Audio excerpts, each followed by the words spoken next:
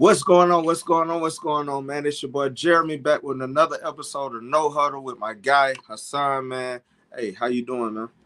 What's going on, party people? It's Yes, Hassan the African back with my guy, fan yes, of sir. Atlanta 365, aka Jeremy, aka that dude, aka Black Magic, aka Father of the Year. All that. What's all that, going on? all that in a little package, man. I appreciate Yeah, that. But yeah, yeah. man. Hey, we first want to say Happy Holidays to everybody. Merry Christmas if that's your holiday. Hope y'all enjoy these holidays and just enjoy this time off. You know what I'm saying? But also stay warm. It's cold out there. It's cold out there, so definitely bundle up and enjoy the festivities, enjoy the holidays with your family and friends and all those good people. But yeah, so hey man, you got anything? Oh, before we, I forgot, man. Hey, Gotta go to do it, brother. YouTube right now. Subscribe to the channel, Fan of Atlanta 365. Where Sure. you can catch No Huddle with Jeremy and Hassan every Saturday at 7 p.m. You can catch hopefully next year J and B, the Talk of the Dirty South show, Unc and Nephew, and again you can catch Fan of Atlanta 365 as well. But yeah, so definitely go to YouTube right now, subscribe to the channel, like, share, comment on these videos because we always gonna comment back, man. Don't forget, tell everybody, tell your mama, tell your daddy, tell your sister, tell your brother, tell your dog, tell your cat, tell your snake, tell your rat, and throw in your Falcon if you have one, because the Ravens just took us out the playoffs. But I digress on that. This ain't that channel. This ain't that channel, man. So I'm gonna go ahead and kick it to my boy, see if he got anything before we get going. Nah, man, you hit all the key points, and also when you hit that subscribe button, don't forget that little bell so you get the notifications whenever a Hot 16 is Yeah. in the chamber. You know. Oh yeah. Definitely hit Stay that bell so you can get that informed. notification.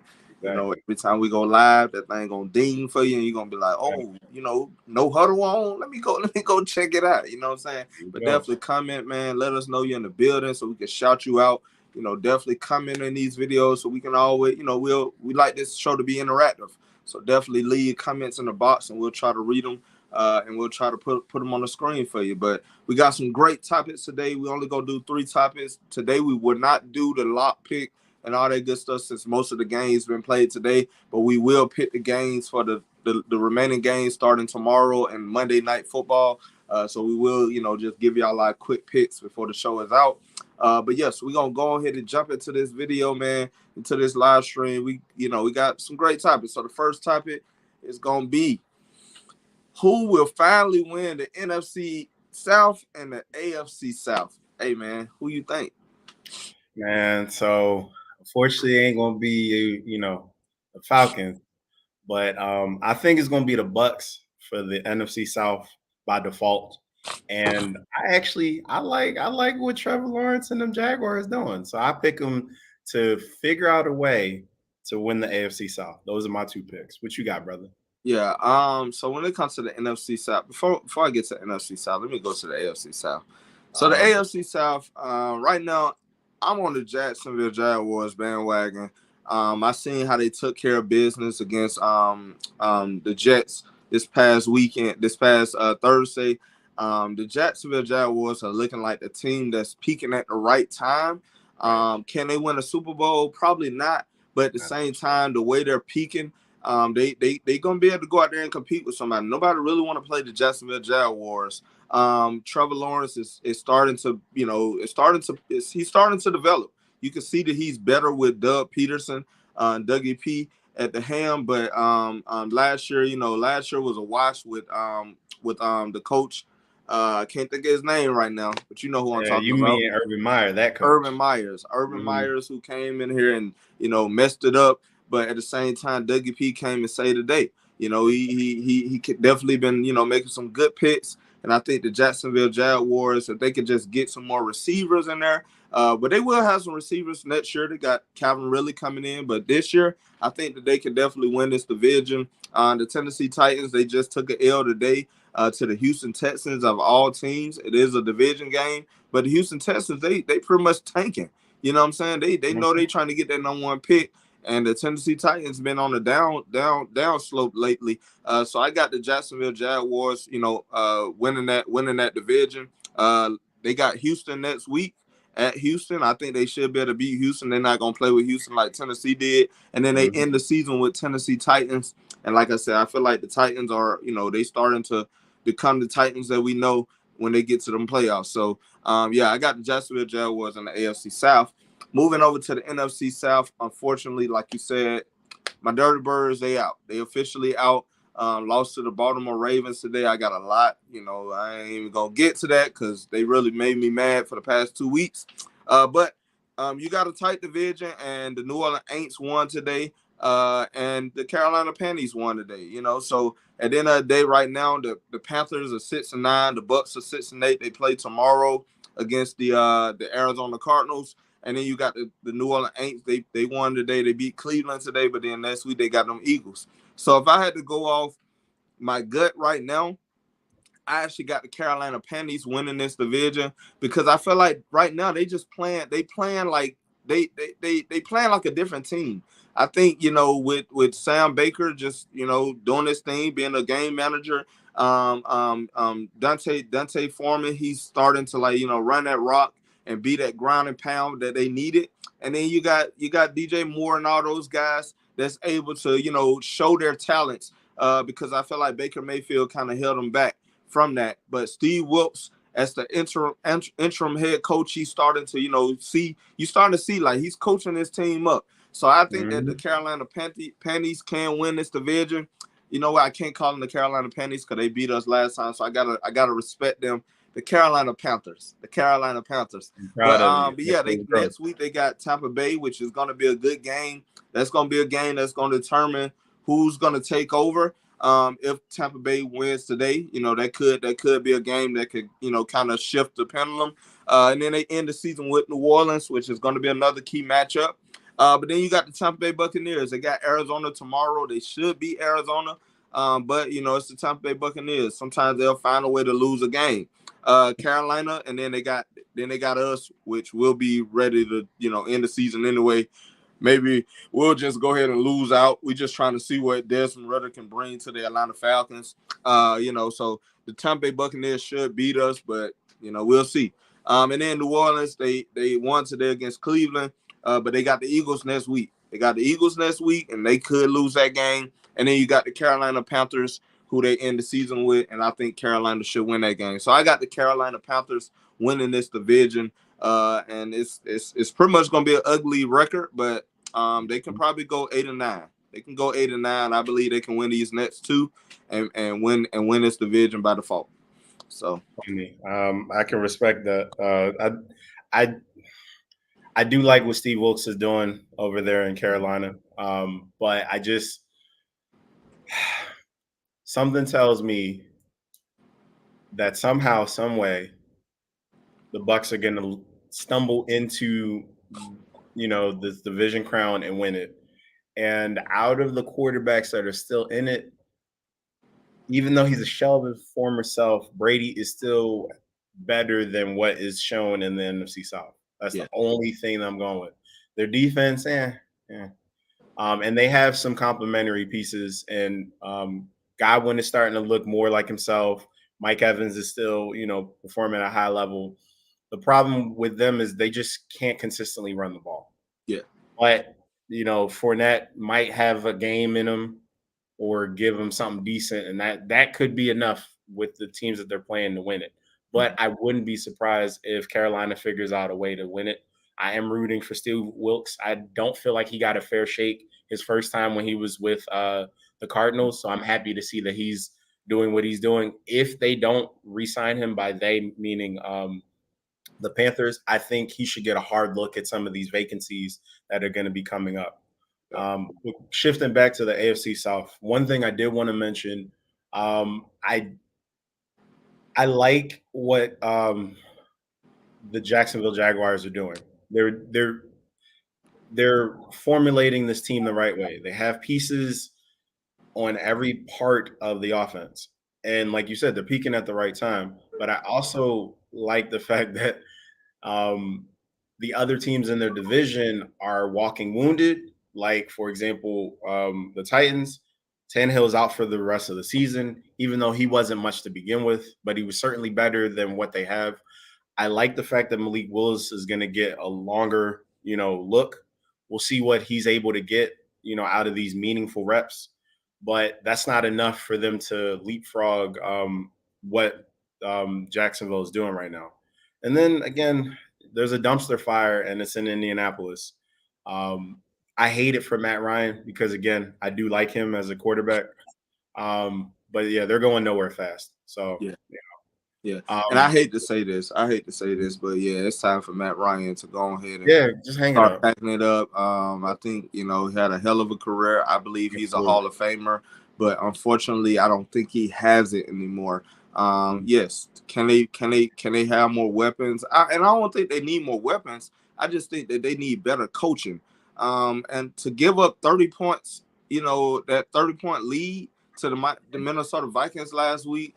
I mean, come on, man. You put up 30 points. You think you're supposed to win. It was 30-0. 30-0. So you would think that you were going to win that game.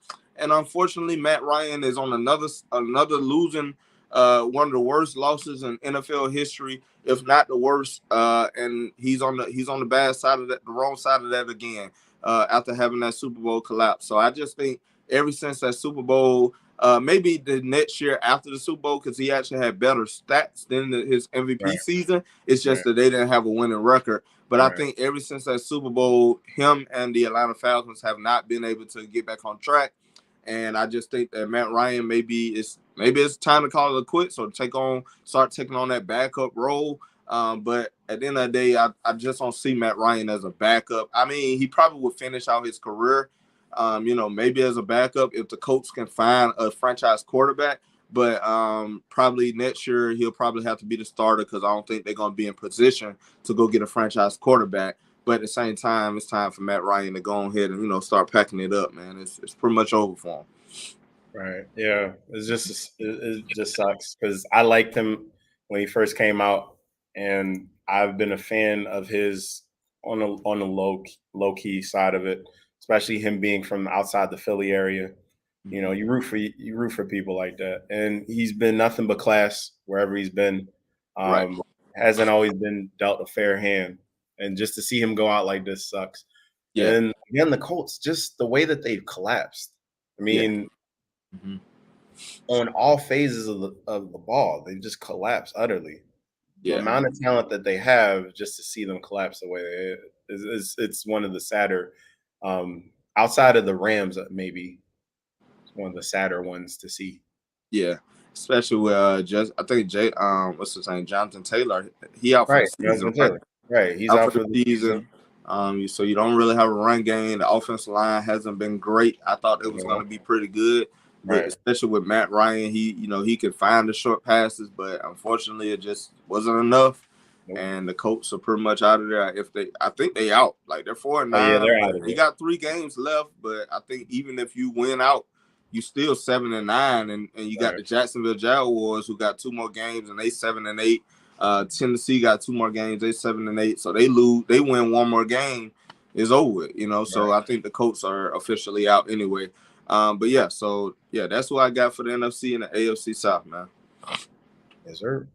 All right. So we're gonna go ahead and get to this next topic. The next topic is gonna be who are your top 5 NFL power ranking as of right now, going into this to these last weeks of the regular season. Who you got, man? So starting at number 5, Yes, I sir. have your now NFC uh, representative for the Super Bowl. Let you tell it. I got the Minnesota Vikings at number 5.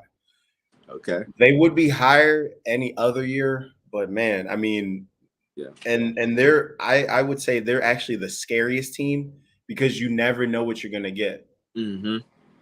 They could easily put up 40 points on a team, but they could also lose by 2 touchdowns. So Right. because they're that kind of wild card, they're a dangerous team. And it seems like they're getting hot at the right moment. They're finding ways to win, whether it's putting up 40 points, whether it's going down the field and getting a field goal as time expires, like they did today.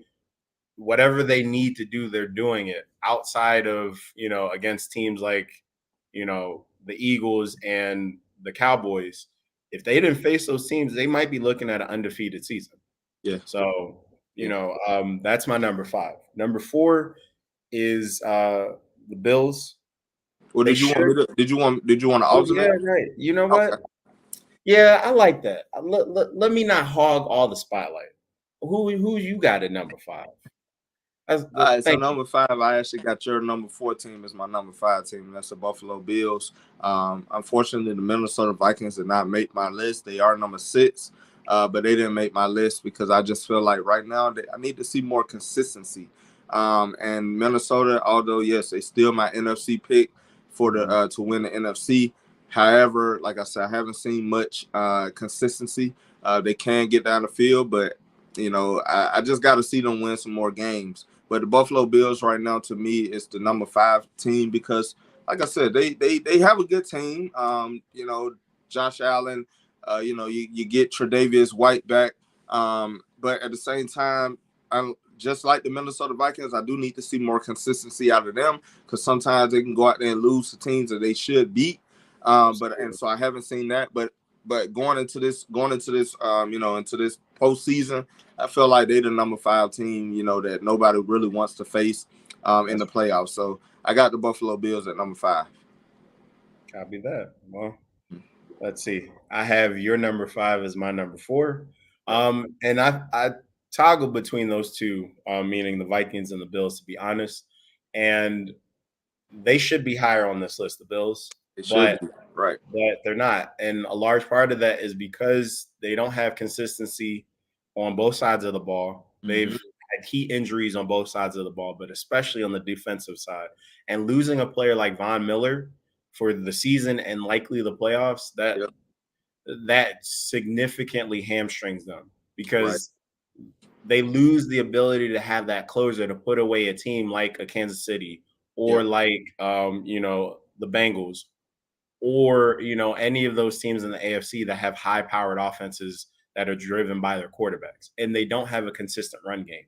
Right. And as we've seen time and time again, it's all fun and games until you get to those colder months, those playoff months where you Yep. have to run the ball consistently to either maintain a lead or to just show the defense a different look. And if Josh Allen isn't running the ball or if he's not having a good game, they're a mediocre team at best. And Yep. you can't be in the top 3, in my opinion, of the NFL going into the playoffs when you can't run the ball and you're really boom or bust, and it's all dependent on one player. So all that being said, that's why they're not my number 4. Yep. You want number 3 or you want me to go, Chief? My number 4 is San Francisco 49ers. To me, they've been playing on a whole different level. And I guess it goes back to the topic that we discussed a few weeks ago, who had the most impactful trade, going into the trade deadline. And you said it, the San Francisco 49ers with C-Mac. He's brought a different dimension to this team. The San Francisco 49ers defense is showing up every week. And they just playing good football, even without Trey Lance, and I think Jimmy Garoppolo went down. And you got Brian Purdy, the number 33rd pick, 133rd pick, Mr. Irrelevant. Is going out here just game managing and winning games. He's looking like he could be.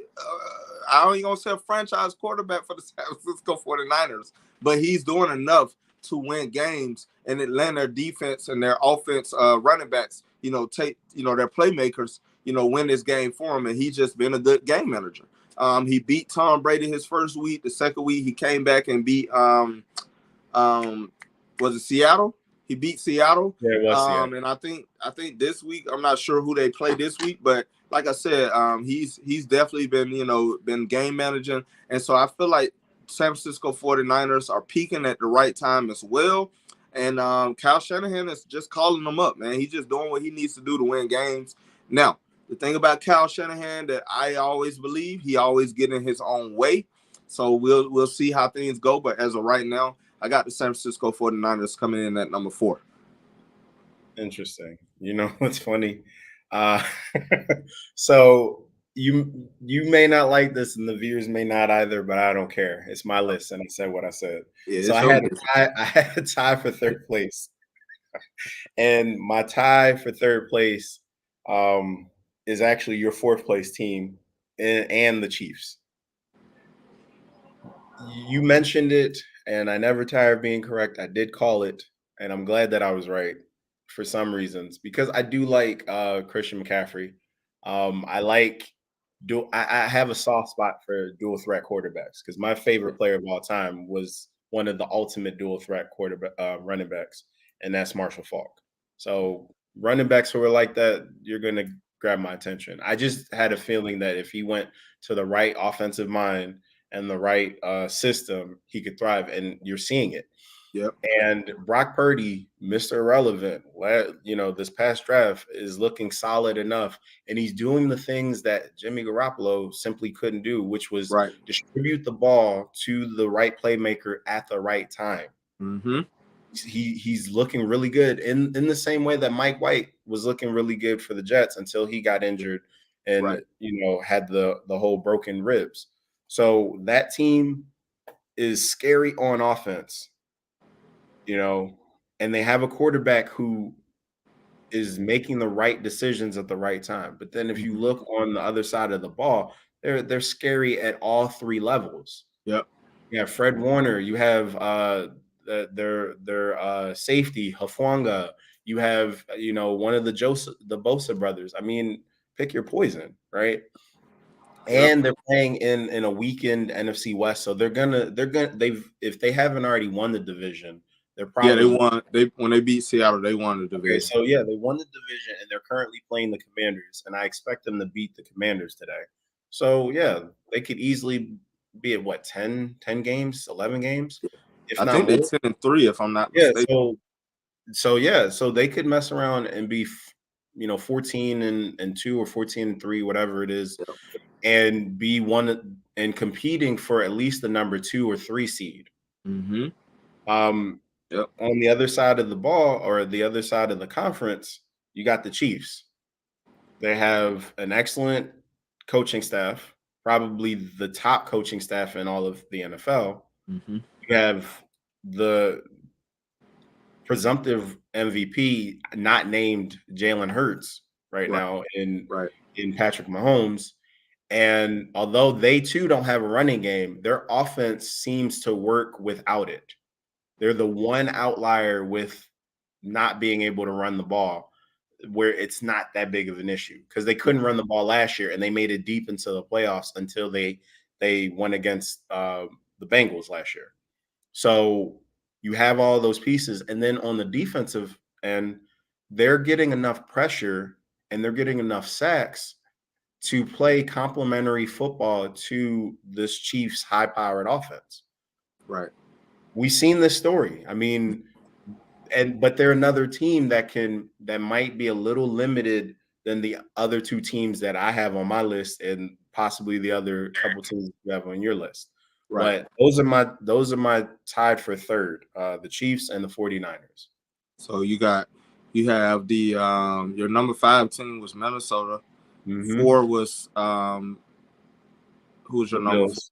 The Bills. The Bills. And 3 was 3 is San Francisco, and then 2 is I'm guessing Kansas City. How you rank them? they're tied. Oh, they tied. They tied. Yeah, because I couldn't pick between the two. Okay. And I felt like either team needed to be on the list. There's no way. Okay. But the Vikings were very close to being off the list too. But I mean, they're playing. They're another team that's peaking at the right time. So Gotcha. I got to show them love. All right, so we got Yusuka Knight in the building, man. Shout out to Yusuka Knight. He said, can't wait to see the Falcons offense when Kyle Pitts returns next season. They really missed him the last couple of weeks. Yeah, not getting too far into the Falcons talk, but yeah, we definitely missed Kyle Pitts, especially today. Would have definitely added some dimension to this offense. Kyle Pitts was definitely a diversion that we could. He could open up a lot of the passing lanes for Drake London and all that. And Drake London is starting to show like he's gonna be one of our top receivers. And you add Kyle Pitts to this receiving core, it's just gonna make us get better.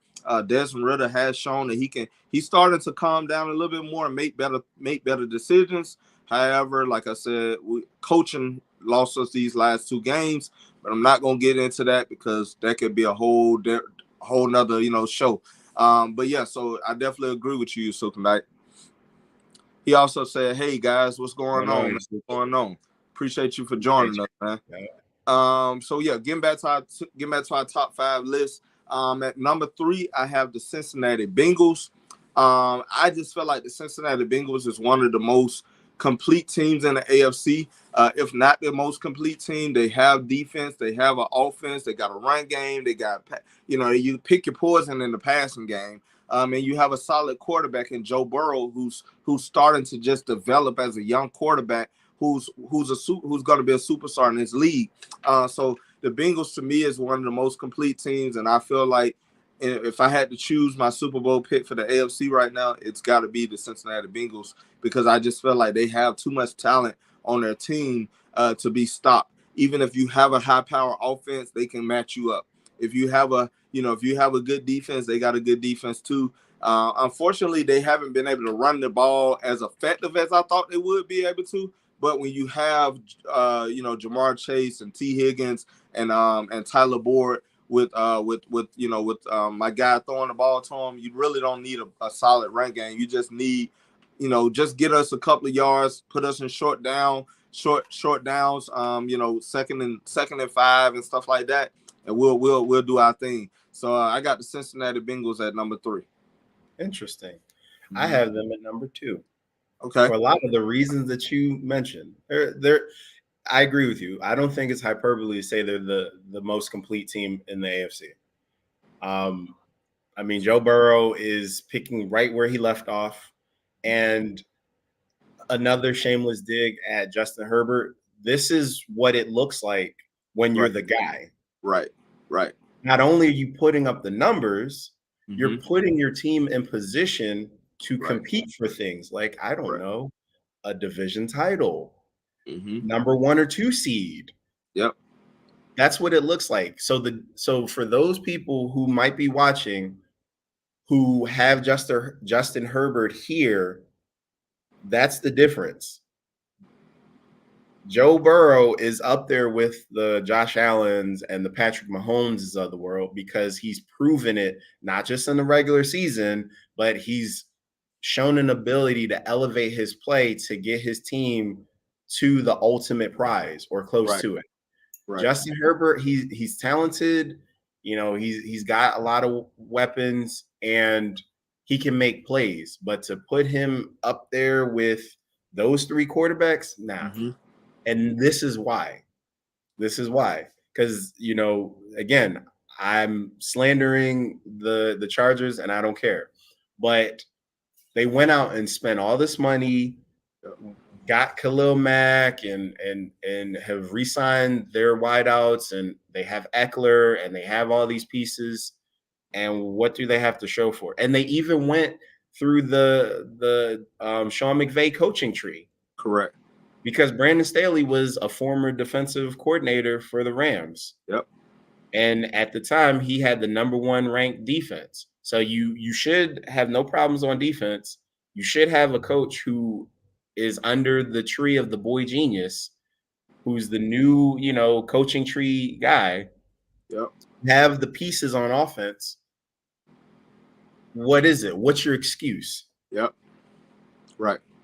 So, but yeah, going back to Joe Burrow, he's any other year he would be the front runner for MVP. Correct. Yeah, I just find it funny that all those teams that went out there in the free agency and brought all this talent, we just knew the AFC West was gonna be filled with talent and good teams. And it's funny how all those teams that went out there and got all that talent did not do anything this year. The Raiders, the Chargers, even the Broncos. Like, you go out here and you spend all this money in free agency and you have nothing to show for it. You don't even make the playoffs. None of those teams are most likely making the playoffs. None. I'm like, man, that's crazy. So yeah, I definitely agree with that, man. The Chargers have underperformed. I just knew, Justin Herbert, you putting up 5,000 yards your first 2 seasons, and then you come out here, you got more talent, especially on the defense side of the ball, but then you got You got Jordan. I think his name Jordan Palmer. If I'm wrong, please correct me. Jordan Palmer. Then you got Mike Keelan Allen and Mike Williams. I mean, yes, we understand Keelan Allen and Mike Williams was out for a couple weeks, but at the same time, you've been like you just haven't been playing how you played the first 2 seasons. And I Right. did say before the season, we got to see what Justin Herbert is bringing. Like we haven't seen nothing yet, and especially you got all this talent and you can't make it to the playoffs. Like I just don't In a understand that. weekend AFC West at Yes. that. Right. So yeah, they definitely disappointed a lot of fans this year. But yeah, I like to pick Justin Herbert. I mean, Joe Burrow. Like I said, he's been showing up. He's been doing what Justin Herbert's supposed to be doing, and it just doesn't make sense. It doesn't make sense to me. But yeah, so we're gonna go ahead. And one thing he has over Joe Burrow, he has a more solid run game with Austin Eckler. A dual threat who can run the ball and Exactly. catch out the backfield. And it's like, how can you not be winning games with all this talent around you? Yusuke Knight said agreed. But yeah, so I digress on that. So my number two is actually the Kansas City Chiefs, just because I feel like Patrick Mahomes, like you said, outside of Jalen Hurts, he's the sure front runner for MVP, and he may end up getting it just because Justin Hurts got hurt. But at the same time, I mean, what he's been able to do, a lot of people thought that he wasn't going to have as much talent around him, losing Tyreek Hill. You kept Kelsey. You brought in Juju Schuster-Smith, Smith-Schuster, I'm sorry. And then, you got like some other little, just some other little playmakers who can make plays like McKinney, like Hartman, or whatever like that. And I did say Best Juju. tight end in the league. Yeah, you got the greatest tight end in the league, probably when it's all said and done, could be one of the greatest of all time. But at the same time, I just feel like when you have Andy Reid, who's coaching it up, the defense is playing solid. They're not playing the best, but they're playing solid, and they're leaving it to their offense to go out there and put up a lot of points. Today, I can't remember who they played today, but I think they wiped the floor with them. So the Kansas City Chiefs to me right now is the number 2 best team. Unfortunately, I don't have them winning the Super Bowl or making it to the Super Bowl this year, but I do have them meeting up with the Cincinnati Bengals in the AFC Championship. That's fair. By the way, the Chiefs beat the Seahawks 24-10. Seahawks, yeah. So that's who they beat. So before you go to your number 1, I'm pretty sure we got the same one.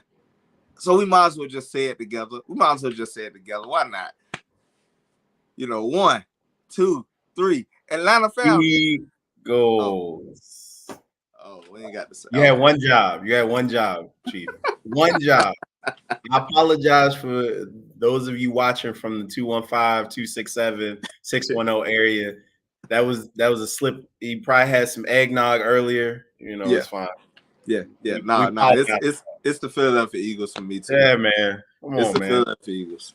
And by the way, they're currently leading at halftime 20-17 against that team in Dallas. So Dallas with their backup quarterback. But I will say there's another half left. Yeah.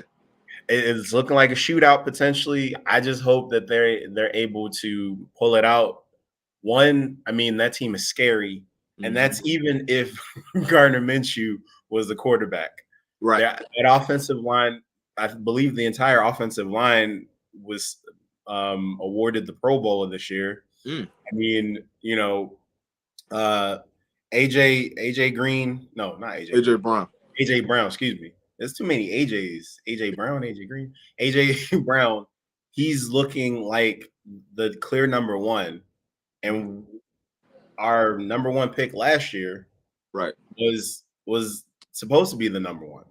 But he's moved into and Devontae Smith moved right into the number 2 role, and he's flourishing there. Not to mention Goddard is coming back off an injury at the right time. I mean, they have a beautiful running game situation, and that's without Jalen Hurts' dynamic playmaking ability. And then on the defense, I mean, my God, they lead the league in sacks, takeaways. You name it, they're in the top 3 of the most important defensive stats. Yep. So again, and then that coaching staff, that was coming into the season, there were two big question marks, in my opinion. Mm-hmm. Can Jalen Hurts make it, or can he develop, or can he advance as a thrower and as a passer? He's Yep. clearly shown his ability to do that. And it's like week after week, outside of him being injured this week, he's shown another like wrinkle in his maturation as a quarterback. Yep. You know, if you need him to stand in the pocket and find, you know, who to throw it to and where, he can do that. If you need him to throw the deep ball, he's shown an ability to do that. If you need him to get in a tight window, he's shown an ability to do that. And Mm-hmm. if you need him to play mistake-free football, he's shown an ability to do that. If you need him to run a 2-minute offense, he's shown an ability to do that. Yep. All right, I'll stop gushing over this man. But that aside has put them over the top. And then on defense, Hassan Reddick is looking like one of the best offseason pickups of any team. Mm-hmm. You know, and you know, I believe it was the Panthers that let him go for pennies on a dollar, essentially. And we let him go, but he didn't do nothing with Atlanta anyway. Right, you know, but you know. Yeah. And I love the fact that he's kind of a hometown kid. He's from that area. He went to Temple. Now he's, you know, putting up amazing numbers. And then he's one of several guys that are in double-digit sacks on their defensive line. Wow. And we haven't even talked about the secondary yet. Yeah. Like, oh yeah. So anyway, it's a clear cut. There's the Eagles in terms of power rankings, and then there's everybody else. Everybody else. Yep. No, I definitely agree with you. I have no pushback on anything you said. Philadelphia Eagles by far is the most complete team in the NFL, if not one of the most in NFL history, the most complete teams. I can't think of a team that was more complete on defense and offense than the Eagles. I just can't think of a team. Yes, you have had some better teams, I guess, that have made better strides, but I think the Eagles are the most complete team. When you look at their defensive line, you look at their offensive line, you look at the tight end, you look at the receivers, you look at the running back, you look at the quarterback, you look at the cornerbacks. I mean, they got everything. You can't deny it. And they were able to add to their defensive line that was already great. You bring in Lavelle Joseph, and then you bring in the I didn't even think about that. You add them to the Fletcher Cox and the Jordan Davis, and then, like you said, you got Derek Barnett on one side, and then you got Hassan Reddick. I mean, come on, man, they just stacked with talent, and they're using all their talent. That's what I like about the Eagles. Right. They're not one dimensional. Right. Yes, do they have all the playmakers like the Cincinnati Bengals in the receiving game? No, but what they do have is two playmakers that can get open, that can catch the ball in key moments. And they can beat you with a little speed as well with Devontae Smith. And then, you know, Jalen Hurts, like you said, he took that step forward this year. And to me, he's been the best. He has shown some of the best quarterback play this year. Out of all the quarterbacks who I have kind of like, you know, okay, can they take that step forward? Lamar Jackson, Kyler Murray, Justin Herbert. Can they take that step forward? Jalen Hurts is the quarterback that has taken that step forward and shown that he could be the MVP of this league if he didn't get hurt. And to think, coming into the season, there was talk about should the Eagles, you know, draft another quarterback. Right. At this point, that would be stupid. Yep.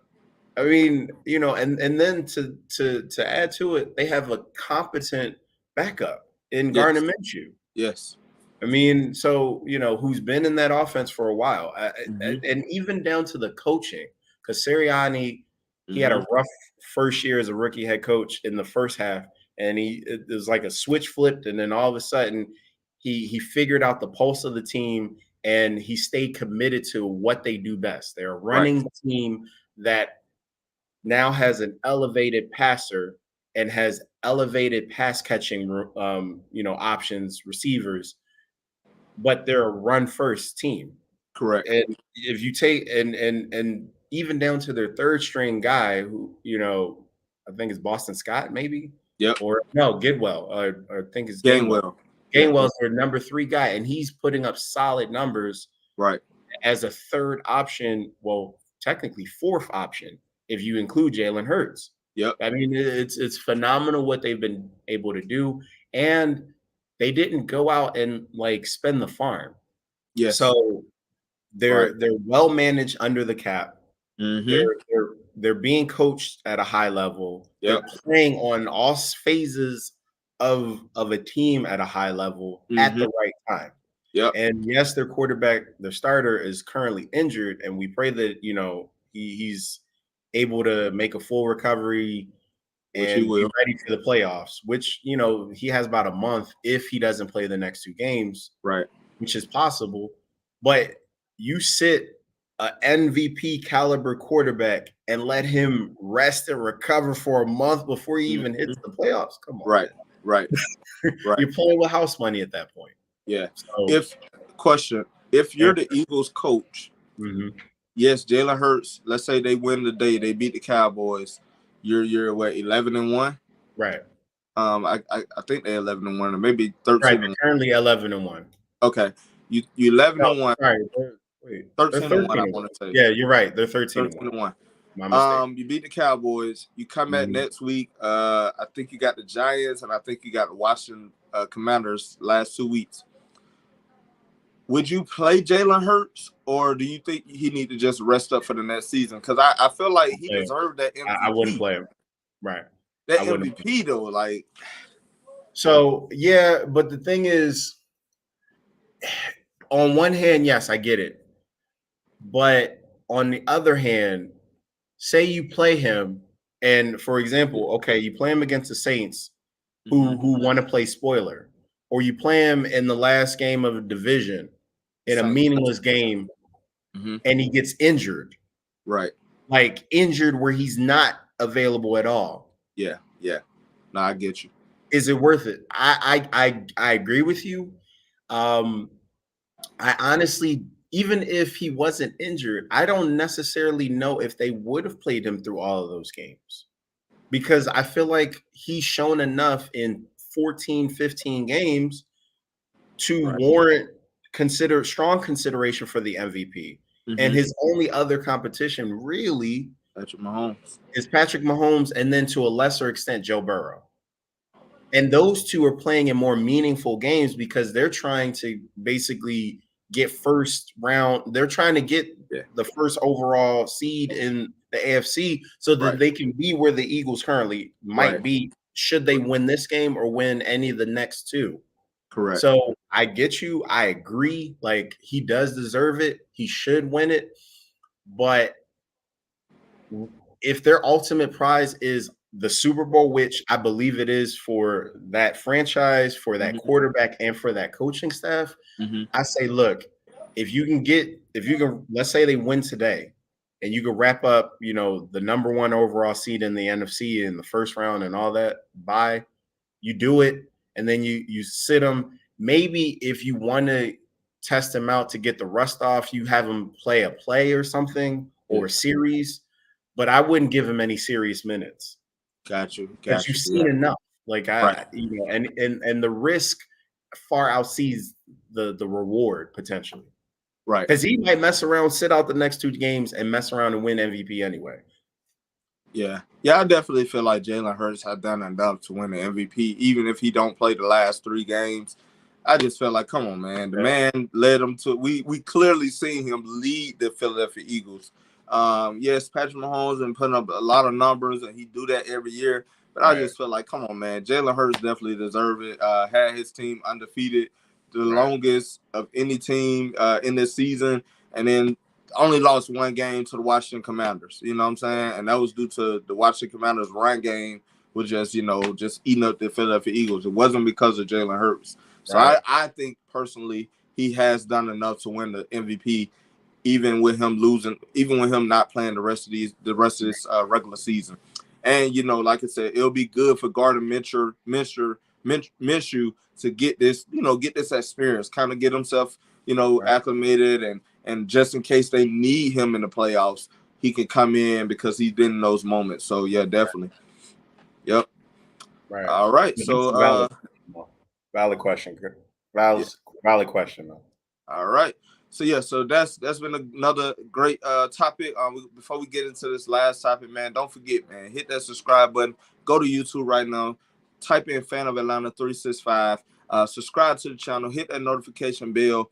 And also, tell everybody, man. Tell your mama, tell your daddy, tell your sister, tell your brother, tell your dog, tell your cat, tell your snake, tell your rat, and throw in your pet falcon if you have one, because the Baltimore Ravens definitely did that. And we officially out of the playoffs. So.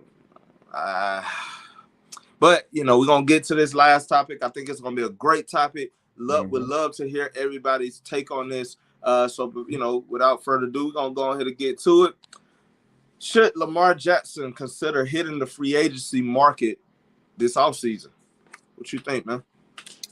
So I think he should absolutely see what he can get and see if the Ravens will match it. Because they've been playing this game with him far too long. He's a franchise quarterback, and the last time we had a pseudo franchise quarterback be in a situation like this, he's now in Minnesota, and he's gotten several guaranteed contracts. Right. And at the end of the day, Lamar Jackson is, in my opinion, one of the top 10 quarterbacks in the NFL. And if you're a top 10 quarterback, you shouldn't even be in this position. Right. It's ridiculous. But I also understand it from the organization that he plays for. The Ravens historically are known for being very shrewd financially, and they don't splurge a whole lot. So, and they've been in a similar circumstance because Joe Flacco, about a decade ago, maybe a little less than that, he was in a situation where they were playing hardball with him, and then he had one of the greatest Super Bowl runs of any quarterback, and that was what got it. Took for him to go on a historic run, essentially, to secure the bag. So I'm saying all that to say that's how they're run. They're run very similarly, in my opinion, to a team like the Steelers. Now, the reason, that's one thing. Now, why does that matter? Because when you're shrewd financially from an NFL standpoint, it puts you in positions to be competitive year in and year out. But when you're fly by night, or when you're throwing money at people left and right, then you look like, a team like the Raiders, for example, or you look like a team, like the Jaguars, where you're throwing money and you're not getting enough back for it. But going back to the original question, should he hit free agency? Yes, but I think he's ultimately going to re-sign with the Ravens. But I would want him to make it tough for the Ravens because they put him in this position. He deserves the money that he's asking for, because you're not going to find another quarterback that can do what he can do. Right. And it's his time. All the other quarterbacks that preceded him, they got their money. Are you really going to potentially let a franchise generational talent walk just because you want to, hold the line? I don't think it's a wise decision. So, yes, hit free agency, but then make the Ravens pay for it. What say you, good brother? Yeah, definitely consider the free agency this year. I wouldn't even consider going back to Baltimore. The reason why is because Baltimore has been playing with this man. They've been playing with this man. You last year you could have signed him, you didn't. Lamar Jackson bets on himself. He come out there and he shows like, hey, I'm that guy. I'm that guy. However, where I think Lamar Jackson, I think it's the division that he's in. You're in a hard-nosed division. Can you win in that division, year in and year out with that style of play? I don't think so. I think, yes, you could compete, but I don't think you're going to be winning consistently and being able to earn your money the way I feel like if you go to another place, and I'll get to some of those places that I think, he should consider later. I have at least one. Huh?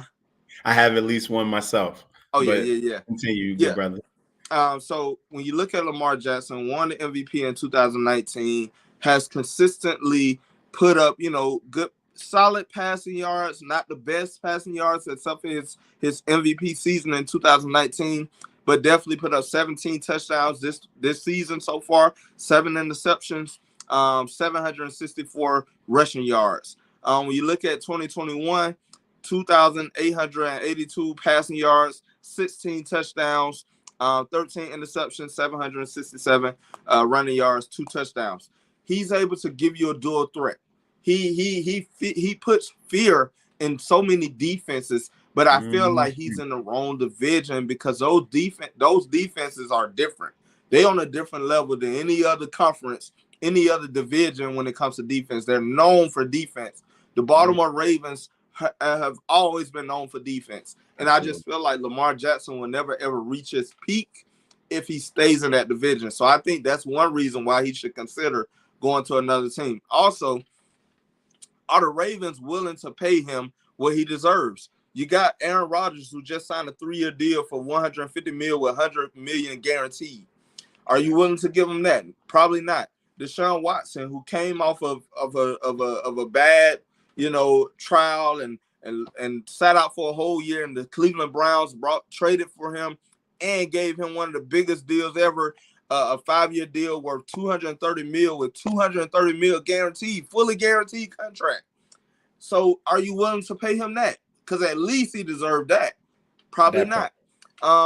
Russell Wilson, who got traded to the Denver Broncos and signed a big contract with the Denver Broncos, who haven't did anything this year, signed a 5-year deal worth $243 million, $161 million guaranteed. Are you willing to pay him that? Probably not.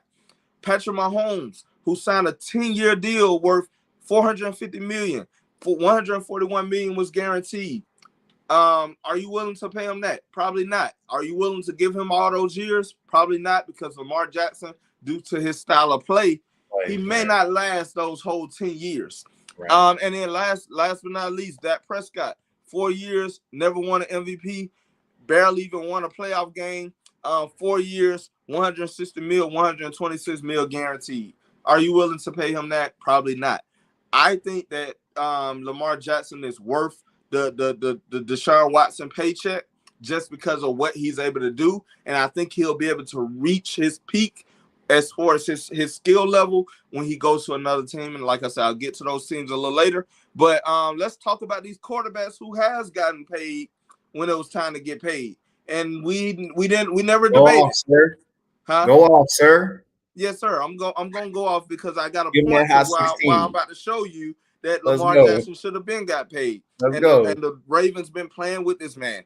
When Matt Ryan came up for his contract, he got his contract. He got a lot of money. Don't have it listed, but Matt Ryan got a lot of money. Kirk Cousins got a lot of money with Minnesota. He was with Washington and didn't do much, and then he went to Minnesota, had a good little season. Oh, let's throw him all this money. Didn't have any complaints. Didn't have any debate of why he didn't deserve that money. Carson Wentz got paid.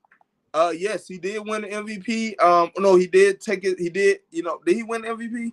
Nah, he was a contender, and then he got hurt. Injured. Right. And then, his Nick Foles is seen as the hero, but Carson Wentz got his money and haven't looked the same since. And last but not least, Ryan Tannehill went to Tennessee, and just so happened Derrick Henry to me has been the driving force.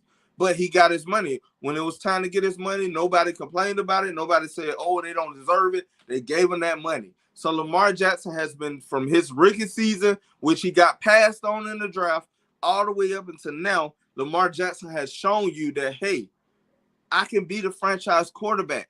Pay me my money. You have yet to pay him, and I just don't think the Baltimore Ravens even deserve to have a talent like a Lamar Jackson on their team when you've been playing in this man's face for the whole time, and you're still playing in his face when you should have been paying him when he been showing out this whole season. You still decided to wait and bet on him, see what he gonna do. And Lamar Jackson, only thing he did was got you to the playoffs. And I feel like if I'm Lamar Jackson, I'm sitting out for the rest of the regular season, and I see y'all in the playoffs, and we'll see what happens. So when we look at some teams that Lamar Jackson should consider, these are some teams that's going to have some money in the cap this upcoming free agency, and I think that they're going to be willing to pay you what you deserve. My first team, you got the New York Jets, who have a good good defense, a good running back with Brees Hall, some good receivers on that outside, Garrett Wilson. You got some talent. You bring in Lamar Jackson in that team. Oh Now they yeah, in the playoffs. man, they winning like 11, 12 games easily off rip. Yes, they're Yeah, in the playoffs. They're competing. Lamar Jackson is in them uniforms. To me, one of the best uniforms in the NFL yeah, right now. Them low New key. York Jets new Yeah, uniforms. Imagine they Lamar go. Yeah, Jackson in yeah, one they of go them hard. uniforms. Yeah. Lamar Jackson can be better with the New York Jets. You look at Houston. Houston has surprised a lot of people this year. Yes, they don't have a record, but they've been able to compete. You add a Lamar Jackson to this roster with all the draft picks that they have, trading Deshaun Watson, losing that money from Deshaun Watson's contract, and you bring in a Lamar Jackson with those draft picks, and you're able to go out here and go get some talent. Hey, they could be a different team. You did draft the Williams dude out of Alabama last year, who was injured for the most part of the season. He come back this year. You got Brandon Cooks. I think you still have Will Fuller. If I'm wrong, please correct me.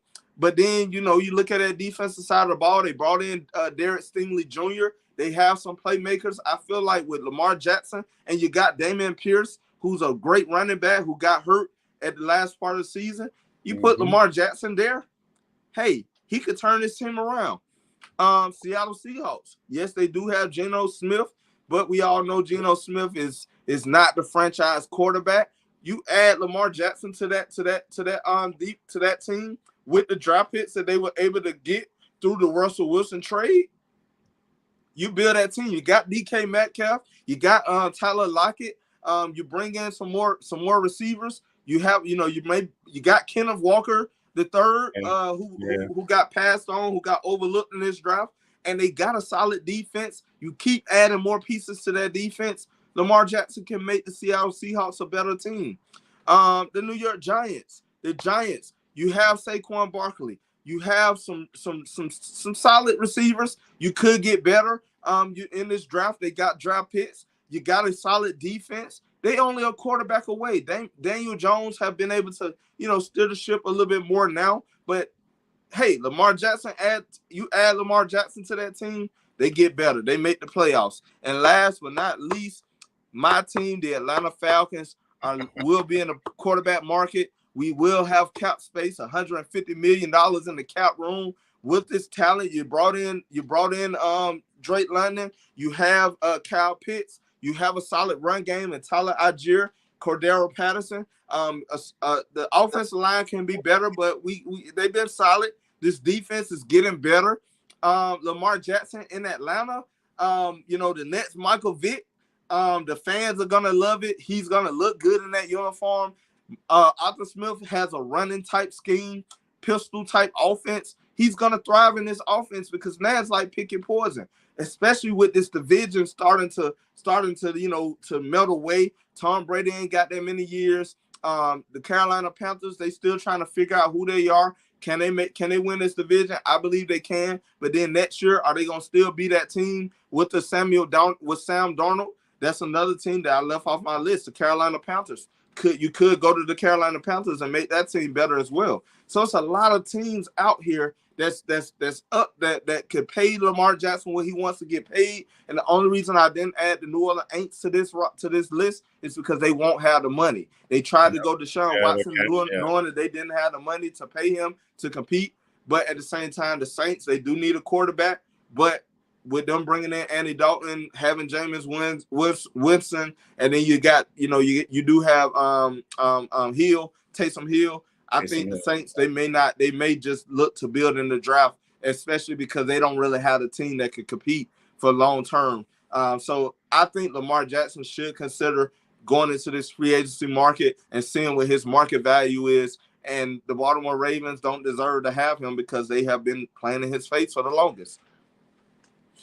I love it. I love it. Yusuka Knight is saying, I believe he's going back to the Ravens. I agree with you, Yusuka, but I do believe that he should test the market again, and they should. And the other reason I'm thinking that he should test the market is to drive the price up and force the Ravens' hands. Even though I wouldn't be surprised even though I do believe he's going to go back to the Ravens, I wouldn't be surprised if the Ravens let him walk Right. and they just go with Tyler Huntley Tyler Huntley, because he's who's the young and same he's as solid. Lamar Jackson. And he's Uh, solid, right? yeah, and I actually wanted the Falcons to get Tyler Huntley last year in Right, the free agency. right, I meant not in the free agency, but I thought that the Falcons could probably trade for him. right. Get a But we trade going. decided to go Marcus Mariota. But Tyler Huntley, I think the Ravens may be like, hey, let's see what we got in Tyler Huntley for these Exactly. last 3 games. And if Right, he able to, take us, win some games, they just won today. I think Lamar Jackson probably may be out there anyway, just because they like, hey, right, it's cheaper for us to get Tyler Huntley and let our right. defense let our defense do their thing. In the run game, right? But I still believe he's going to go back with the Ravens. But the reason I think he should test the free market is to drive his price up. Yes, of course. Because at the end of the day, he's going to get his money.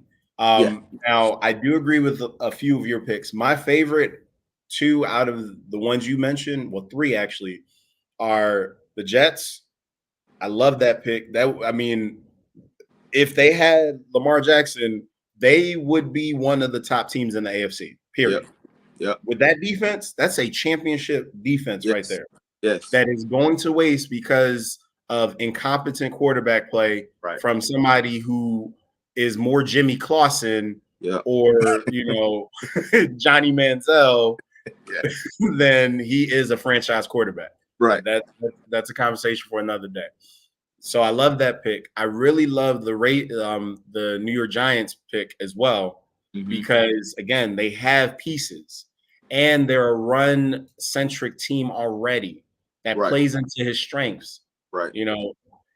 And Saquon, you could even convince Saquon to stay, maybe take a hometown discount to bring you in, say, hey, look, you stay with me, we can be the linchpins of this offense, we can get it done and fight with. Now the other reason I put them at maybe number 2 is because now you got to go through the Eagles and you got to go through Dallas. How is that much different than being in the AFC North? Right. So, but I still like the pick, and I like the idea, and they have the cap space to then go out and get complementary pieces to fill out that team on both sides of the ball. Yep. Same way with the Jets. I think they're looking at like $100 million in cap space. But I really think out of those teams, he should take a hard look at the NFC South, but specifically the Falcons, because one, the Bucks aren't going to be relevant for the next 3 to 5 years. Let's call a spade a spade. Correct. Brady is on his way out, whether it's this year, next year, but he's on his way out. And who knows what's going to happen with the Panthers, because they're a quarterback or 2 away from being, like a really competent, competitive team. Correct. Not to mention they pretty much sold the farm by getting rid of McCaffrey. Right. But the other issue with it is, well, no, it's not even that much of an issue, because they have Brian Burns, who is a key piece on defense, and then they have J.C. Horn. So they have some complementary pieces on the defensive side of the ball.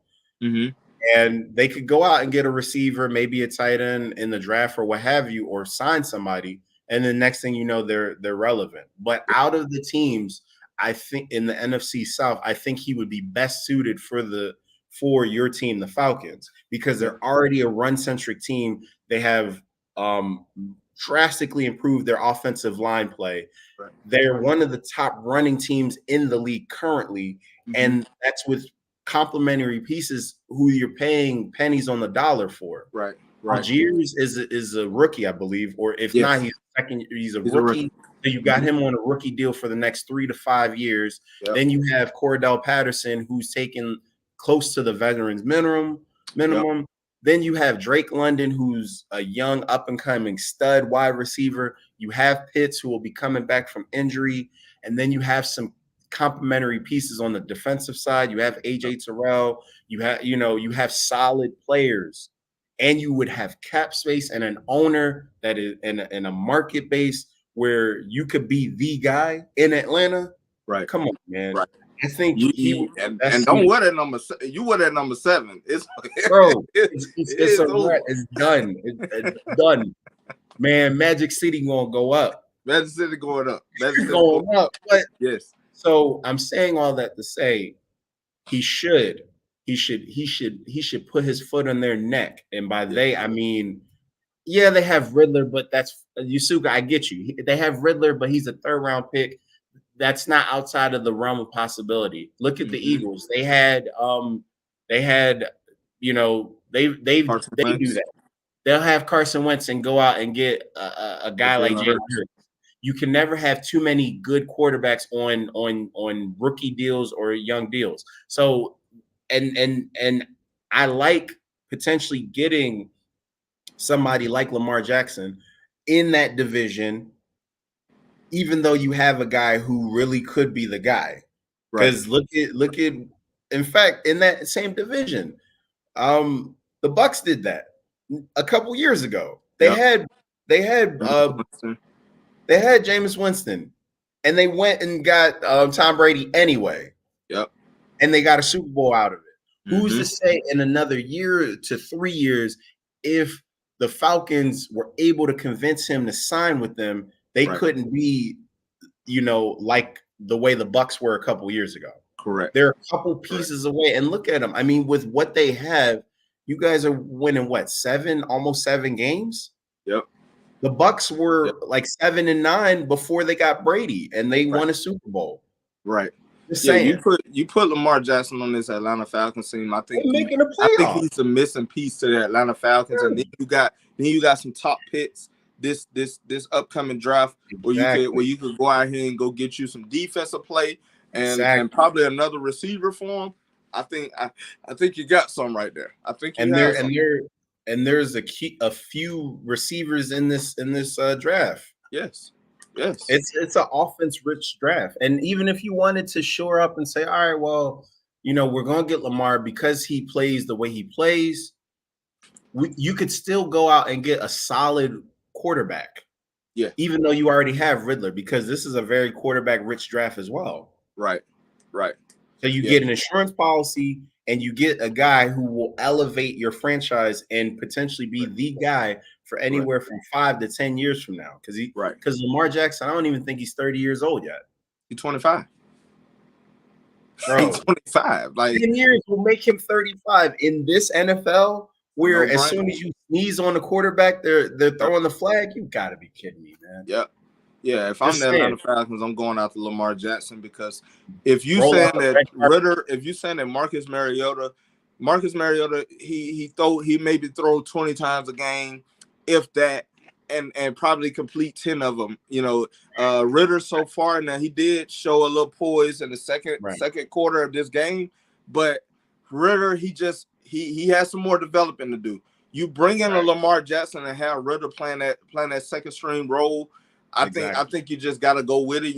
Because you have a team. I think you're developing a team that can win now, but you have to go and make that one move that's going to take you over the top. And I think Lamar Jackson is that move. He looks like a Michael Vick. We get to relive those days. Right. He's going to definitely be by far the driving force of this team. I think it's going to also motivate other players to want to come play here, and also motivate the players that's here that say that, hey, Grady Jarrett, we trying to win.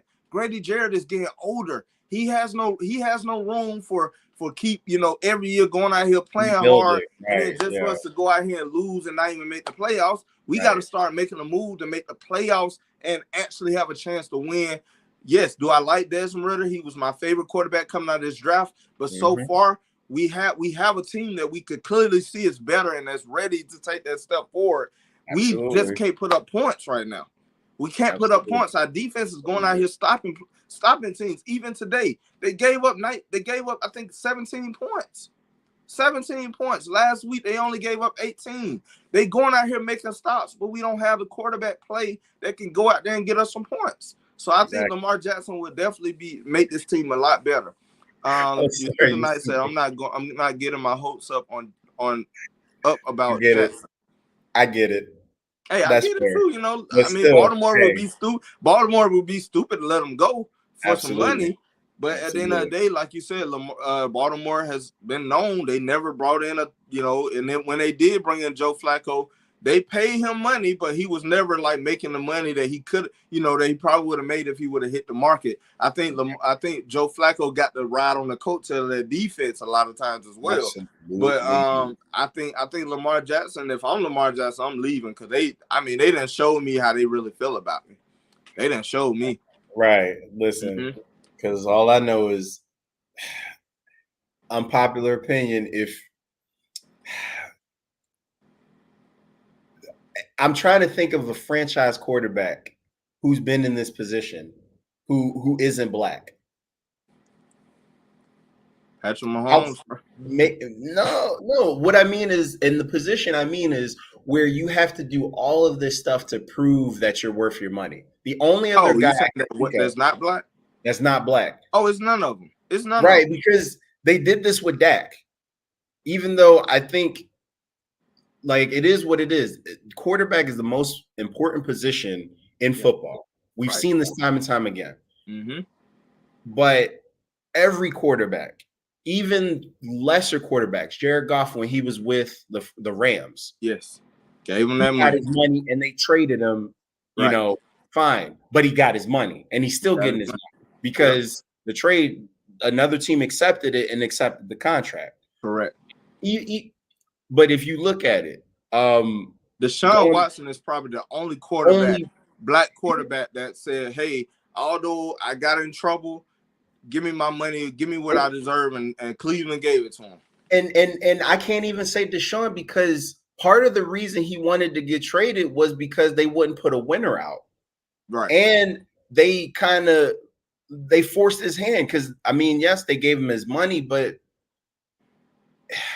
it wasn't as clear cut and as straightforward as some of these lesser known quarterbacks Right. who, when it was their time to come to get paid, they got paid, no questions asked. They Yep. did this to Dak. The only other quarterback maybe that I could think of is Kirk Cousins, but he wasn't a stereotypical franchise quarterback. He put up really good numbers, Mm-hmm. and he was a solid quarterback for that team. And a lot of but no one was honestly saying he was a But franchise. look who he also had. He had Stephon Diggs and Adam Thielen, and then you trade Stephon and you bring in Justin Jefferson. So But you're he got saying it from his. But you're saying it from his Minnesota years. I'm saying from his his Washington Washington years. football. Okay. And you're right. And even with that, it took for them to go out and get him his guy and get him his guys for him to put up numbers. And then they re-upped a contract that he already got, but he got his Correct. money ahead of time. Correct. He wasn't even technically a franchise quarterback. He just ended up being the quarterback for Washington and put up solid numbers, but nothing overly spectacular. And they played around with his money, and he found somebody who gave him his money. But again, going back to all of these quarterbacks, I'm getting frustrated with seeing these talented black quarterbacks who are franchise quarterbacks, Yep. legitimate franchise quarterbacks, and they're having to still prove something. Mm-hmm. Mm-hmm. It makes no sense to me. Even Jalen Hurts, to a certain extent, there was this conversation of, oh well, is he the guy? And now, okay, fine, second year player, I get it. So he's an outlier. The only of these black quarterbacks who I would say is getting their money carte blanche is Patrick Mahomes. Patrick Mahomes. Patrick And he ain't Mahomes, always black. right?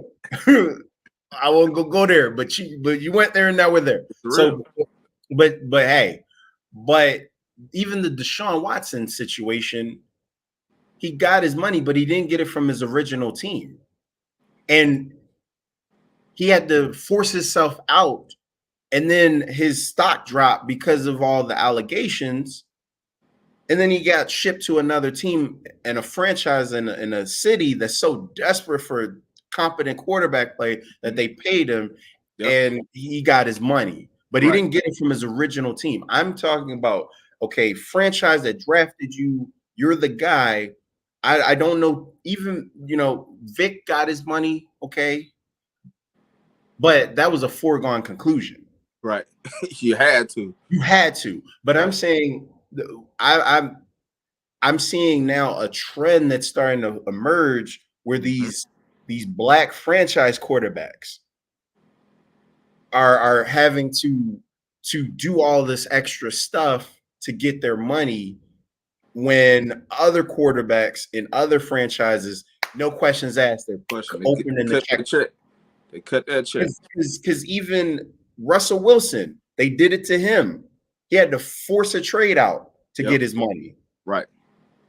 9 years with a franchise. Now, unfortunately, this year's not working out for him, but 9 years with a franchise, you take him and win a Super Bowl.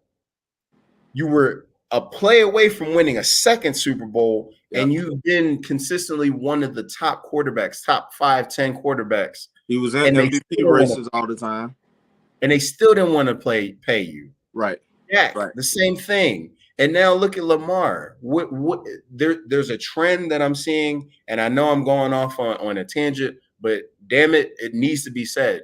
There's a Yes. trend forming, and I don't like it. Yep.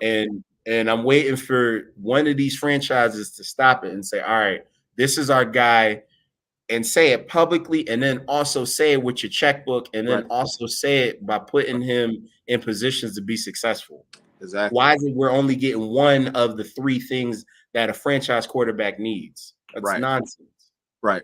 And you see it in the draft as well. You always see it anytime a black quarterback is projected to be the #1 draft pick in the league. It's always questions. Oh, can he throw? Can he throw on a high level? Can he? Can he? Will he get hurt? Is it worth? And then you upsell some white quarterback who ain't even near as skillful as they are, and most of the time you end up picking them.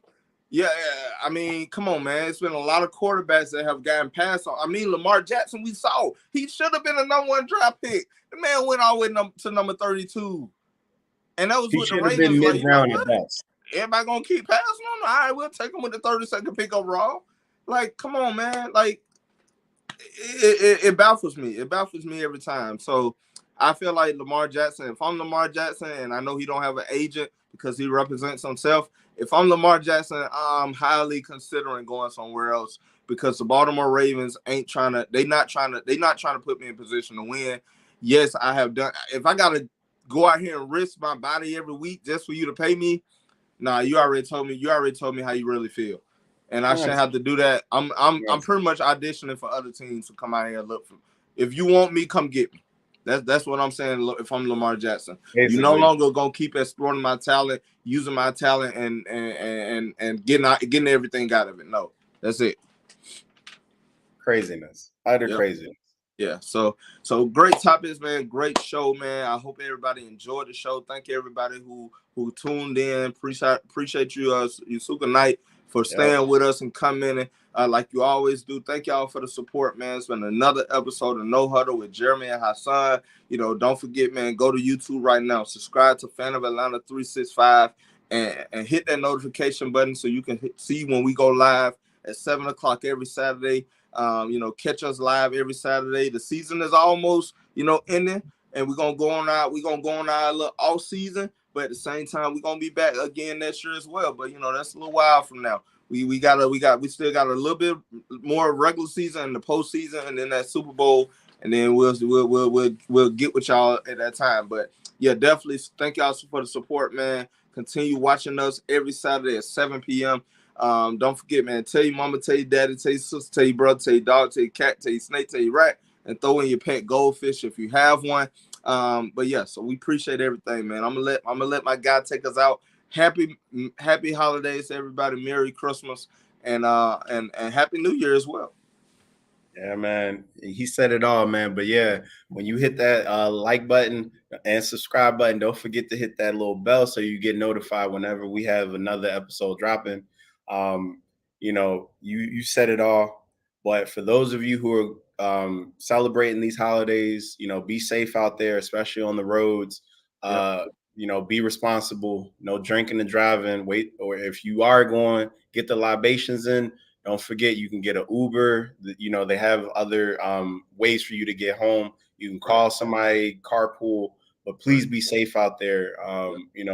unfortunately, people aren't seeing 2023 because Right. of careless decisions, Correct. by individuals on the road. So please be safe out there. Mhm. I mean, if you don't tune in until 2023, enjoy your holidays, enjoy the rest of the winter. Happy New Year, and looking forward to another edition in 2023 at No Huddle with my guy Jeremy. Yes, sir. Yes, sir. So hey, yeah. So we gonna be out of here, man. We gonna let y'all go ahead and enjoy y'all day, man. Enjoy your night, bro. I appreciate it. Hey, I look forward to seeing you Already next know. week, my man. Sounds like a plan, y'all. Y'all be All safe. right, let's get it.